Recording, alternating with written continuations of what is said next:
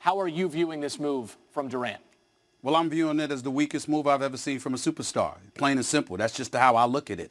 It's not that he's leaving Oklahoma City. If you're not happy there and you want to move on and you want to grow as a player, there's nothing wrong with that. He's one of the top 3 players in the world. He's a quintessential superstar. He deserves all the credit in the world for the talent that he possesses. But the flip side is this.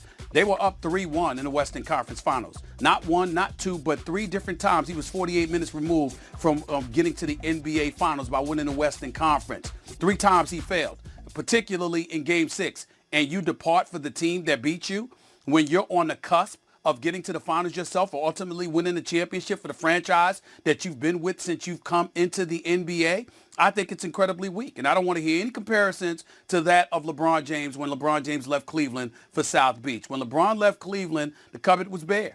He was basically the only dude in Cleveland. It was LeBron James and a bunch of no-names. In the case of Kevin Durant, you have one of the top 5 players in the world as your teammate. You've got Billy Donovan, who's proven to be an exceptional coach. You've got a coaching staff. You've got a first-class organization. You've got Enes Kanter, Steven Adams, and all of these boys. You are legitimately a championship contender. You are the difference. You are the superstar, and you depart for the team that beat you, that's the 2-time reigning defending Western Conference champions, who's won a championship in the last 2 years. You're jumping on a bandwagon as far as I'm concerned. That's just the way that I look at it.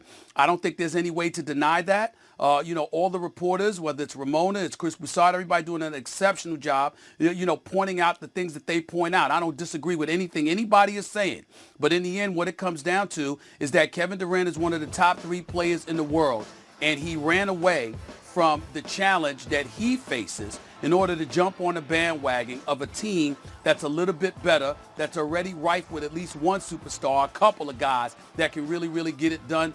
I just view it as him jumping on the bandwagon, and I think it's the weakest move I've ever seen by a superstar, plain and simple.